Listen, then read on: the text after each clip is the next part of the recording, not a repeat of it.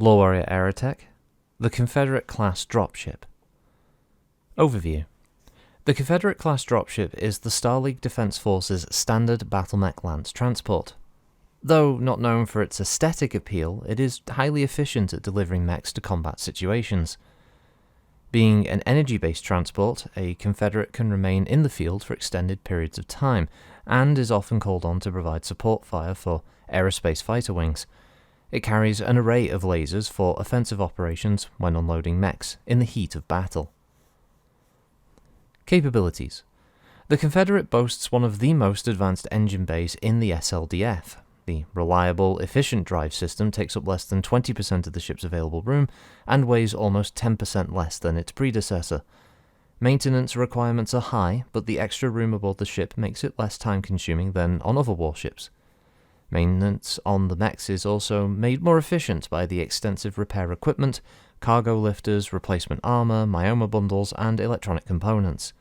The fighter bays are twice the size of the mech bays and many times more versatile. They can carry either aerospace fighters, battle mechs, or cargo, with areas pre-arranged for takeoff and landing fighters, cocoons for landing mechs, and extra room for the cargo. The bridge and crew quarters are quite Spartan, but functional, as the space is lavished on hardware and is taken in part from personnel areas. Though the quarters are cramped, most soldiers agree that transport aboard a Confederate is less difficult than on some others. And that, unfortunately, is literally all it has to say about the Confederate, and I checked the other TRO that it is mentioned in, 3057, and there isn't much else other than the fact that it continued its life with a clan refit, which there's an image of. The second image that you see in this video will be for that version of it. The original Confederate is 1,860 tons in mass. It has a crew of 10, with the engine being the Thordan 650X. Its hull is an endosteel AN. Its height is 32.6 meters, width 36.4 meters, with an aerospace capacity of 2/0 and a battlemech complement of 4 or 6. It's armed with 14 Thunderbolt DT large lasers and 20 Harmon medium lasers. Its armor is the Ferrotile 87, manufactured by Kong Interstellar. Communication system is the Randa 200, and the targeting and tracking system is a favorite for many, the Randa TA5. Now, the TA5 system is obviously also built by Randa, a very good brand that sadly is no longer around. Their officers were quite literally nuked during the Second Succession War, and as such, all of the information regarding the production of the Randa TA5 system and the Randa 200 communication system were completely evaporated, or blown up via a molecular level almost, you could say. There have been older versions of the Randa that have been reproduced, and even a few collectors out there have attempted to use some of the very rare versions of the Randa TA5. They've given them over to causes to try and retroactively work out how to rebuild the system and bring it back in, but unfortunately the Randa TA is more of a collector's piece these days, something that's held in high regard by those who can find them and to keep them. I mean, hell, there is one owner out there privately who has a perfectly intact Confederate dropship. They paid an unknown amount, but it had to have been an incredible amount of sea bills to obtain this lost vessel, apparently from some mercenary outfit who had found one in an unknown cache in deep space.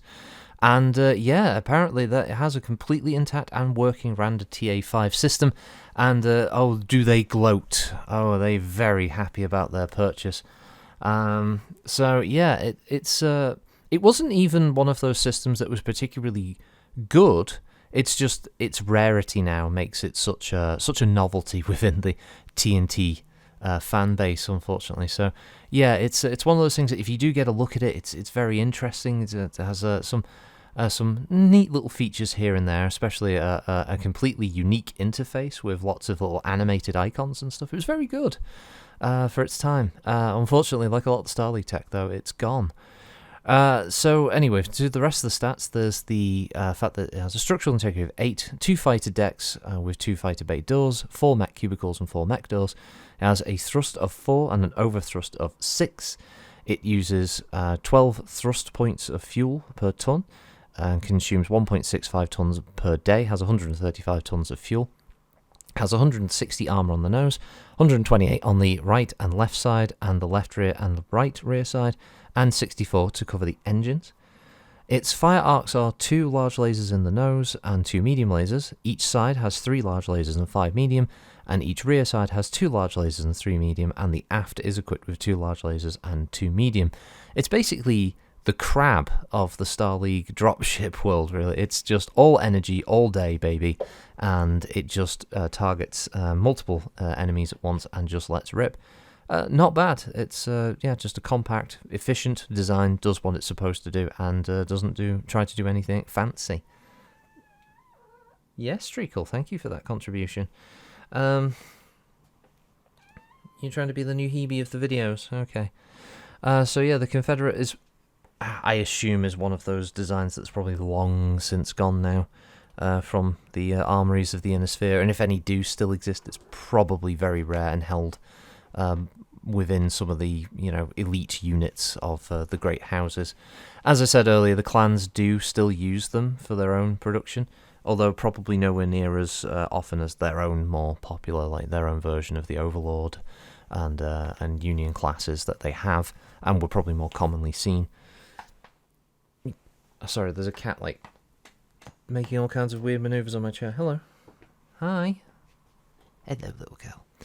So yeah, the Confederate class is just a good little troop transporter, mech transport dropship. Nice little addition. I'd actually forgotten about this one at the back of TRO 2750 originally, and somehow that little write-up I managed to spin out for near 7 minutes. So I won't waste any more of your time. Have a good day, and we'll catch you all in the next one. Bye.